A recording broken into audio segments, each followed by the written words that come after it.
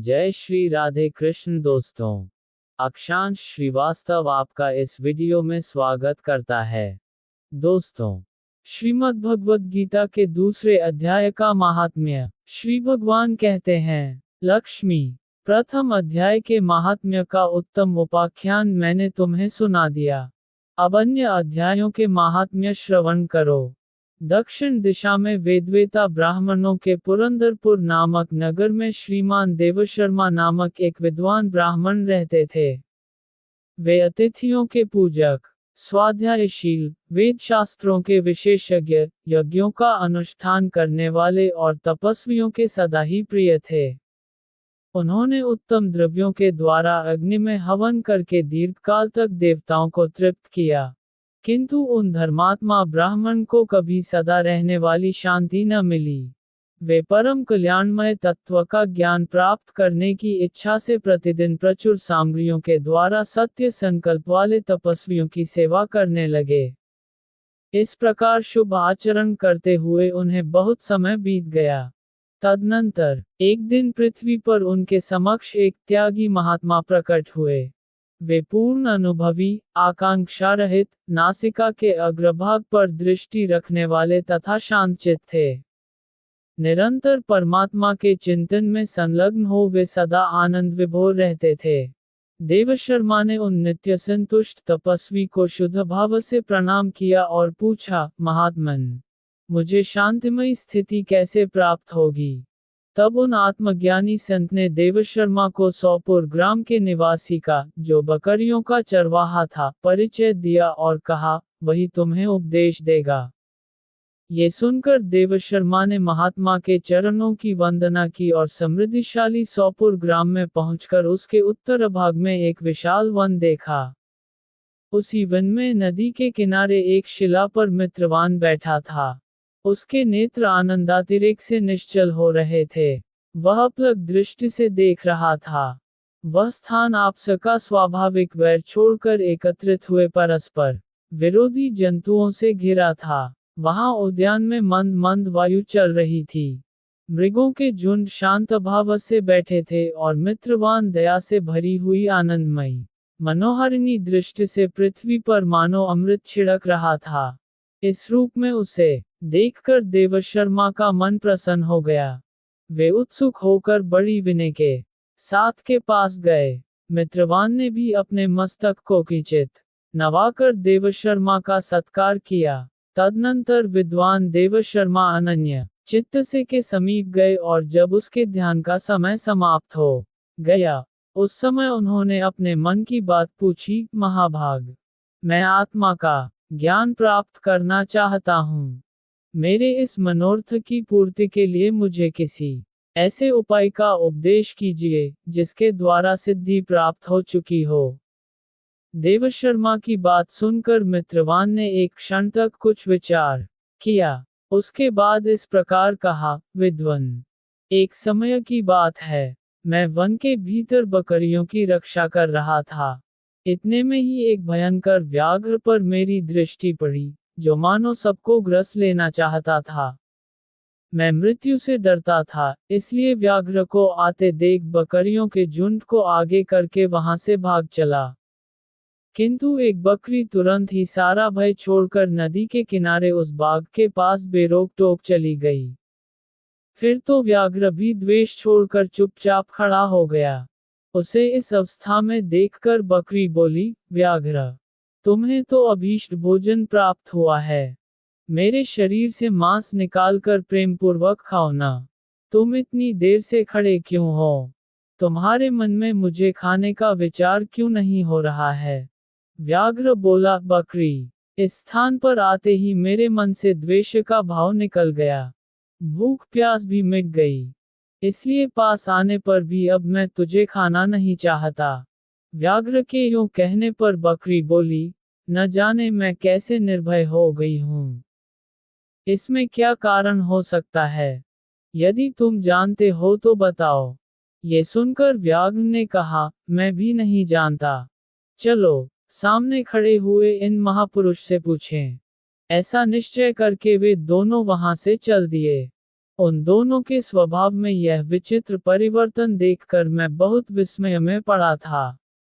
इतने में ही उन्होंने मुझसे ही आकर प्रश्न किया। वहां वृक्ष की शाखा पर एक वानरराज था। उन दोनों के साथ मैंने भी वानरराज से पूछा। विप्रवर, मेरे पूछने पर वानरराज ने आदरपूर्वक कहा, अजापाल, सुनो, इस विषय में मैं तुम्हें प्राचीन वृतांत सुनाता हूँ।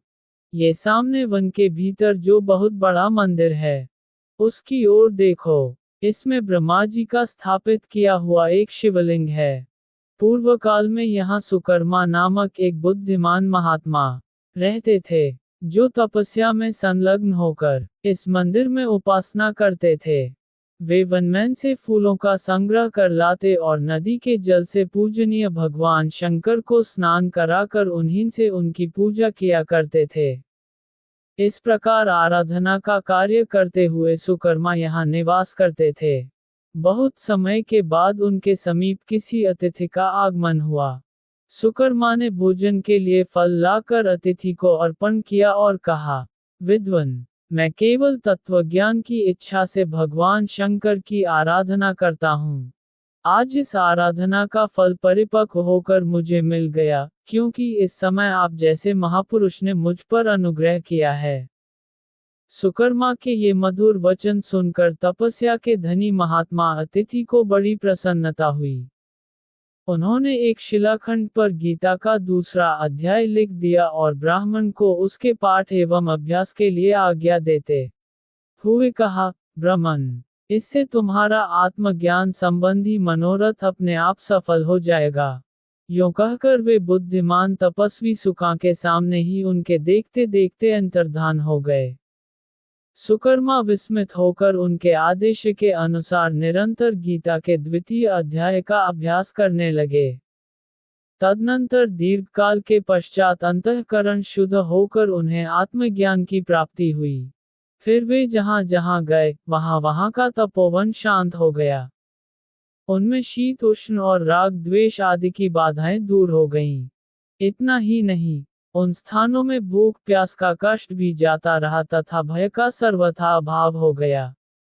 ये सब द्वितीय अध्याय का जप करने वाले सुकर्मा ब्राह्मण की तपस्या का ही प्रभाव समझो।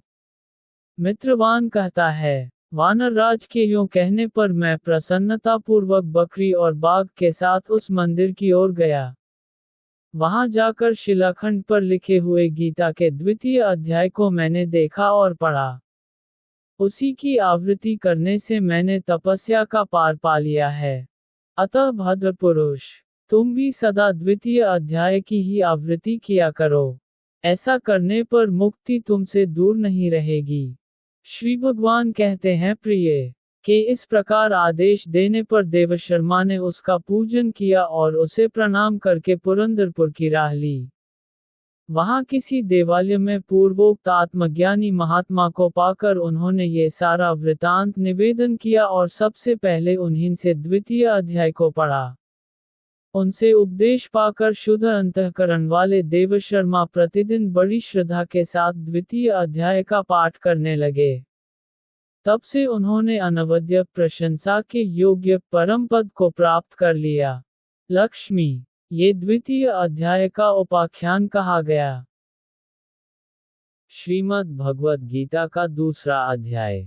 संजय बोले कि पूर्वोक्त प्रकार से करुणा करके व्याप्त और आंसुओं से पूर्ण तथा व्याकुल नेत्रों वाले शोकयुक्त उस अर्जुन के प्रति भगवान मधुसूदन ने यह वचन कहा, हे अर्जुन, तुमको इस विषमस्थल में यह अज्ञान किस हेतु से प्राप्त हुआ? क्योंकि यह न तो श्रेष्ठ पुरुषों से आचरण किया गया है, न स्वर्ग को देने वाला है, न कीर्ति को करने वाला है। इसलिए हे अर्जुन, नपुंसकता को मत प्राप्त हो, ये तेरे योग्य नहीं है। हे परंतप, तुच्छ हृदय की दुर्बलता को त्याग कर युद्ध के लिए खड़ा हो। तब अर्जुन बोले कि हे मधुसूदन, मैं रणभूमि में भीष्म पितामह और द्रोणाचार्य के प्रति किस प्रकार बाणों से युद्ध करूंगा, क्योंकि हे अरिसूदन, वे दोनों ही पूजनीय हैं। इसलिए इन महानुभाव गुरुजनों को न मारकर इस लोक में भिक्षा का अन्न भी भोगना कल्याणकारक समझता हूँ, क्योंकि गुरुजनों को मारकर भी इस लोक में रुधिर से सने हुए अर्थ और कामरूप भोगों को ही तो भोगूंगा। और हम लोग ये भी नहीं जानते कि हमारे लिए क्या करना श्रेष्ठ है, अथवा ये भी नहीं जानते कि हम जीतेंगे या हमको वे जीतेंगे, और जिनको मारकर हम जीना भी नहीं चाहते, वे ही धृतराष्ट्र के पुत्र हमारे सामने खड़े हैं। इसलिए कायरतारूप दोष करके उपहत हुए स्वभाव वाला और धर्म के विषय में मोहित चित हुआ मैं आपसे पूछता हूँ, जो कुछ निश्चय किया हुआ कल्याणकारक साधन हो, वह मेरे लिए कहिए, क्योंकि मैं आपका शिष्य हूँ। इसलिए आपके शरण हुए मेरे को शिक्षा दीजिए, क्योंकि भूमि में निष्कंटक धन धान्य संपन्न राज्य को और देवताओं के स्वामित्व को प्राप्त होकर भी मैं उस उपाय को नहीं देखता हूँ जो कि मेरी इंद्रियों के सुखाने वाले शोक को दूर कर सके। संजय बोले, हे राजन, निद्रा को जीतने वाले अर्जुन अंतर्यामी श्री कृष्ण महाराज के प्रति इस प्रकार कहकर फिर श्री गोविंद भगवान से युद्ध नहीं करूंगा ऐसे स्पष्ट कहकर चुप हो गए। उसके उपरांत हे भरतवंशी धृतराष्ट्र, अंतर्यामी श्री कृष्ण महाराज ने दोनों सेनाओं के बीच में उस शोकयुक्त अर्जुन को हंसते हुए से यह वचन कहे, हे अर्जुन, तू न शोक करने योग्यों के लिए शोक करता है और पंडितों के से वचनों को कहता है, परंतु पंडित जन जिनके प्राण चले गए हैं उनके लिए और जिनके प्राण नहीं गए हैं उनके लिए भी शोक नहीं करते हैं, क्योंकि आत्मा नित्य है, इसलिए शोक करना अयुक्त है। वास्तव में न तो ऐसा ही है कि मैं किसी काल में नहीं था अथवा तू नहीं था अथवा ये राजा लोग नहीं थे, और न ऐसा ही है कि इससे आगे हम सब नहीं रहेंगे। किंतु जैसे जीवात्मा की इस देह में कुमार, युवा और वृद्धावस्था होती है, वैसे ही अन्य शरीर की प्राप्ति होती है। उस विषय में धीर पुरुष नहीं मोहित होता है, अर्थात जैसे कुमार, युवा और जरावस्था रूप स्थूल शरीर का विकार अज्ञान से आत्मा में भासता है, वैसे ही एक शरीर से दूसरे शरीर को प्राप्त होना रूप सूक्ष्म शरीर का विकार भी अज्ञान से ही आत्मा में भासता है। इसलिए तत्व को जानने वाला धीर पुरुष इस विषय में नहीं मोहित होता है। हे कुंती पुत्र, सर्दी गर्मी और सुख दुख को देने वाले इंद्रियों और विषयों के संयोग तो क्षणभंगुर और अनित्य हैं। इसलिए हे भरतवंशी अर्जुन, उनको तू सहन कर, क्योंकि हे पुरुष श्रेष्ठ, दुख सुख को समान समझने वाले जिस धीर पुरुष को ये इंद्रियों के विषय व्याकुल नहीं कर सकते वह मोक्ष के लिए योग्य होता है। और हे अर्जुन, असत वस्तु का तो अस्तित्व नहीं है और का अभाव नहीं है। इस प्रकार इन दोनों का ही तत्वज्ञानी पुरुषों द्वारा देखा गया है। इस न्याय के अनुसार नाशरहित तो उसको जान की जिससे ये संपूर्ण जगत व्याप्त है, क्योंकि इस अविनाशी का विनाश करने को कोई भी समर्थ नहीं है, और इस नाशरहित अप्रमेय नित्य स्वरूप जीवात्मा के ये सब शरीर नाशवान कहे गए हैं। इसलिए हे भरतवंशी अर्जुन, तू युद्ध कर, जो इस आत्मा को मारने वाला समझता है तथा जो इसको मरा मानता है, वे दोनों ही नहीं जानते हैं, क्योंकि यह आत्मा न मारता है और न मारा जाता है। यह आत्मा किसी काल में भी न जन्मता है और न मरता है, अथवा न यह आत्मा हो करके फिर होने वाला है, क्योंकि यह अजन्मा, नित्य, शाश्वत और पुरातन है। शरीर के नाश होने पर भी यह नाश नहीं होता है। हे प्रथापुत्र अर्जुन, जो पुरुष इस आत्मा को नाशरहित, नित्य, अजन्मा और अव्यय जानता है, वह पुरुष कैसे किसको मरवाता है और कैसे किसको मारता है। 21 और यदि तू कहे कि मैं तो शरीरों के वियोग का शोक करता हूं तो ये भी उचित नहीं है, क्योंकि जैसे मनुष्य पुराने वस्त्रों को त्याग कर दूसरे नए वस्त्रों को ग्रहण करता है, वैसे ही जीवात्मा पुराने शरीरों को त्याग कर दूसरे नए शरीरों को प्राप्त होता है। हे अर्जुन, इस आत्मा को शस्त्रादि नहीं काट सकते हैं और इसको आग नहीं जला सकती और इसको जल गीला नहीं कर सकते हैं और वायु नहीं सुखा सकता है, क्योंकि यह आत्मा अच्छेद्य है। यह आत्मा अदाह्य, अकेद्य और अशोष्य है तथा यह आत्मा निःसंदेह नित्य, सर्वव्यापक, अचल, स्थिर रहने वाला और सनातन है। यह आत्मा अव्यक्त अर्थात इंद्रियों का अविषय और यह आत्मा अचिंत्य अर्थात मन का अविषय और यह आत्मा विकाररहित अर्थात न बदलने वाला कहा गया है। इससे हे अर्जुन, इस आत्मा को ऐसा जानकर तू शोक करने योग्य नहीं है अर्थात तुझे शोक करना उचित नहीं है।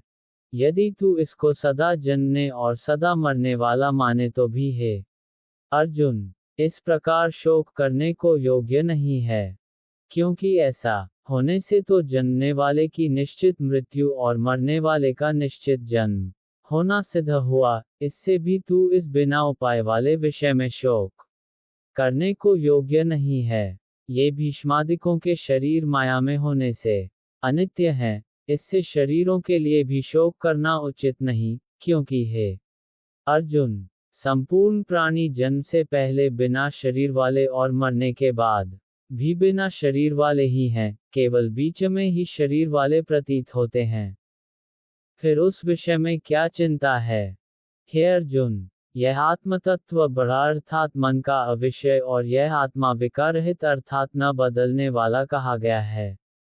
इससे हे अर्जुन, इस आत्मा को ऐसा जानकर तू शोक करने योग्य नहीं है, अर्थात तुझे शोक करना उचित नहीं है।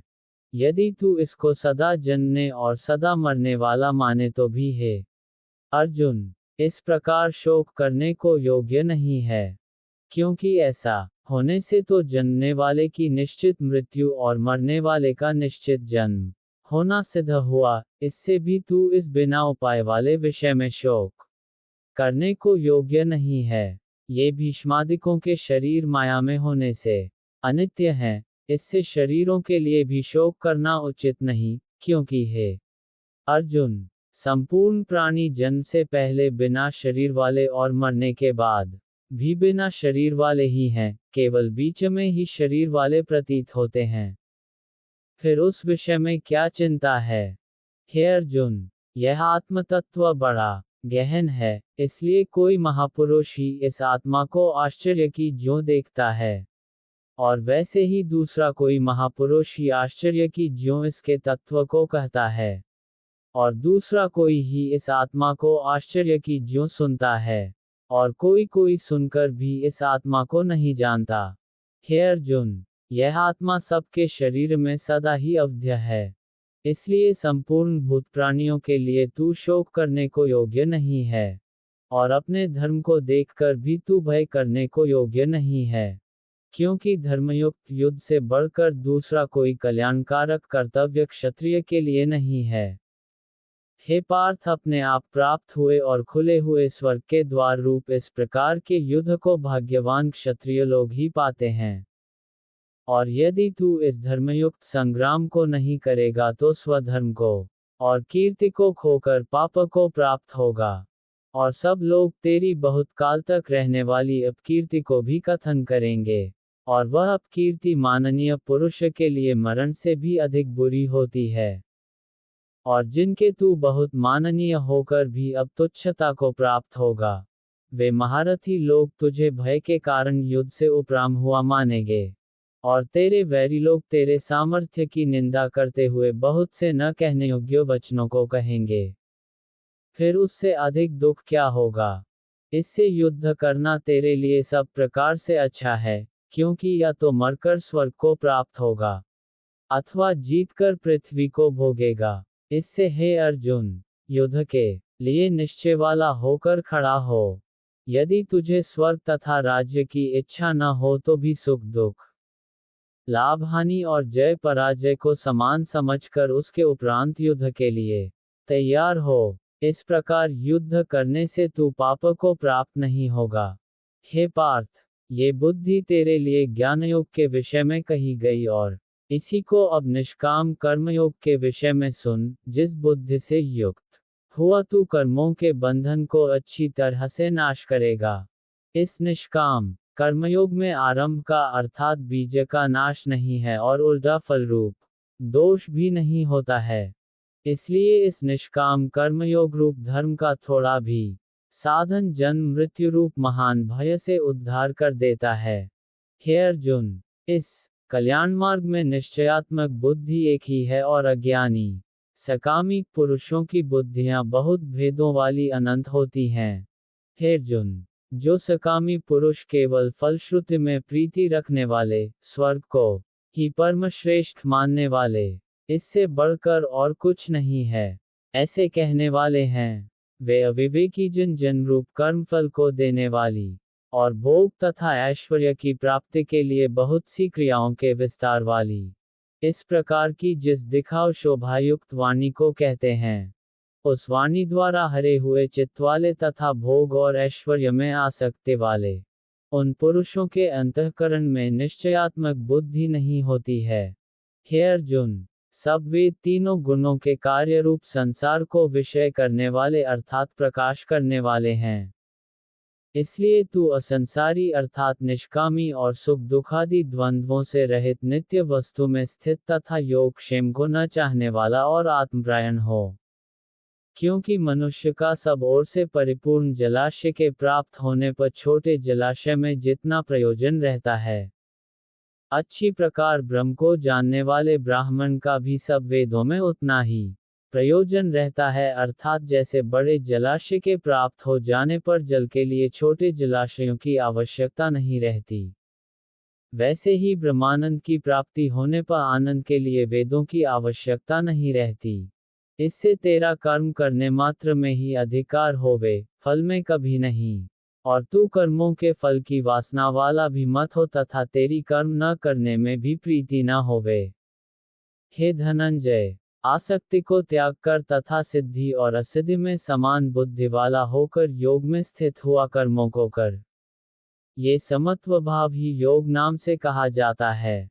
इस समत्वरूप बुद्धियोग से सकौम कर्म अत्यंत तुच्छ है, इसलिए हे धनंजय, समत्व बुद्धियोग का आश्रय ग्रहण कर, क्योंकि फल की वासना वाले अत्यंत दीन हैं।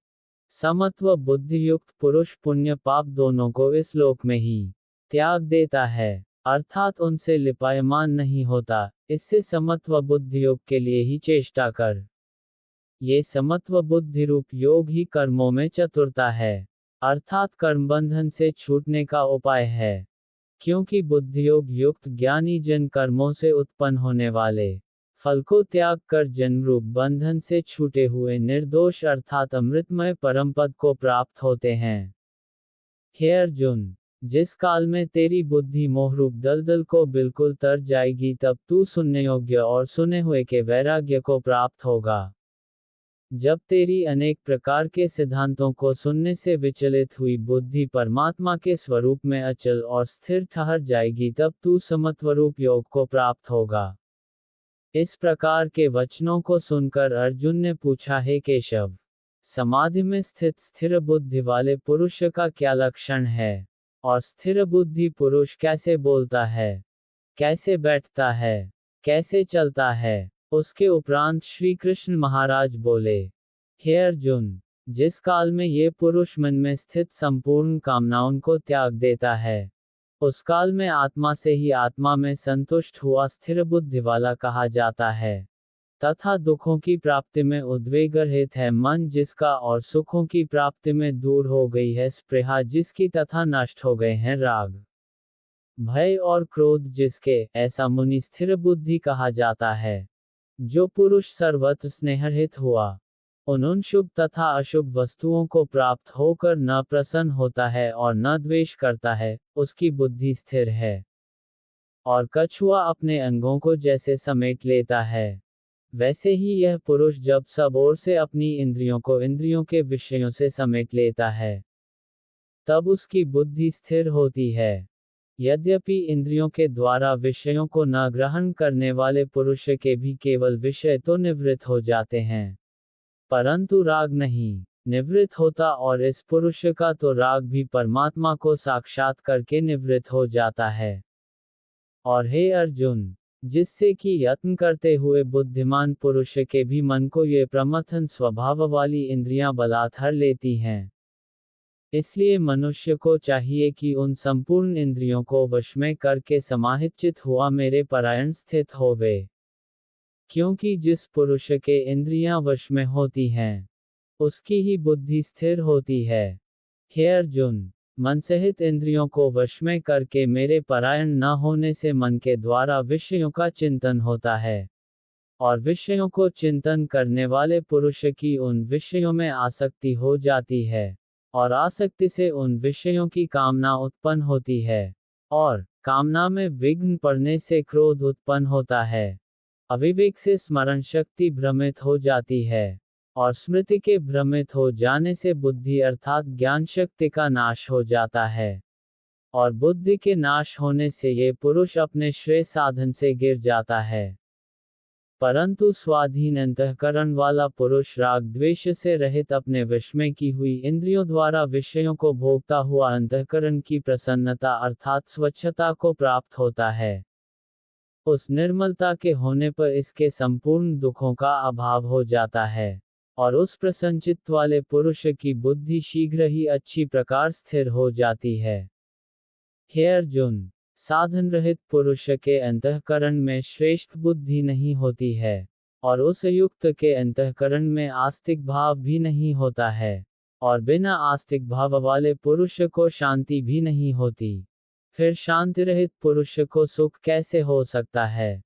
क्योंकि जल में वायु नाव को जैसे हर लेता है, वैसे ही विषयों में विचरती हुई इंद्रियों के बीच में जिस इंद्रिय के साथ मन रहता है, वह एक ही इंद्रिय इस अयुक्त पुरुष की बुद्धि को हरण कर लेती है। इससे हे महाबाहो, जिस पुरुष की इंद्रियां सब प्रकार इंद्रियों के विषयों से वश में की हुई होती हैं, उसकी बुद्धि स्थिर होती है। और हे अर्जुन, संपूर्ण भूत प्राणियों के लिए जो रात्रि है, उस नित्य शुद्ध बोध स्वरूप परमानंद में को प्राप्त हुआ योगी पुरुष जागता है, और जिस नाशवान क्षणभंगुर सांसारिक सुख में सब भूत प्राणी जागते हैं, तत्व को जानने वाले मुनि के लिए वह रात्रि है। जैसे सब ओर से परिपूर्ण अचल प्रतिष्ठा वाले समुद्र के प्रति नाना नदियों के जल उसको चलायमान न करते हुए ही समा जाते हैं, वैसे ही जिस स्थिर बुद्धि पुरुष के प्रति संपूर्ण भोग किसी प्रकार का विकार उत्पन्न किए बिना ही समा जाते हैं, वह पुरुष परम शांति को प्राप्त होता है, न कि भोगों को चाहने वाला। क्रोध से अविवेक अर्थात मूढ़भाव उत्पन्न होता है, और क्योंकि जो पुरुष संपूर्ण कामनाओं को त्याग कर ममता रहित और अहंकार रहित स्पृहा रहित हुआ बरतता है, वह शांति को प्राप्त होता है। हे अर्जुन, ये ब्रह्म को प्राप्त हुए पुरुष की स्थिति है। इसको प्राप्त होकर योगी कभी मोहित नहीं होता है, और अंतकाल में भी इस निष्ठा में स्थित होकर ब्रह्मानंद को प्राप्त हो जाता है। तो दोस्तों, यदि आपको हमारा वीडियो अच्छा लगा हो तो वीडियो को लाइक करें, और ऐसे ही वीडियो देखने के लिए हमारे चैनल को सब्सक्राइब करें। धन्यवाद। जय श्री राधे कृष्ण।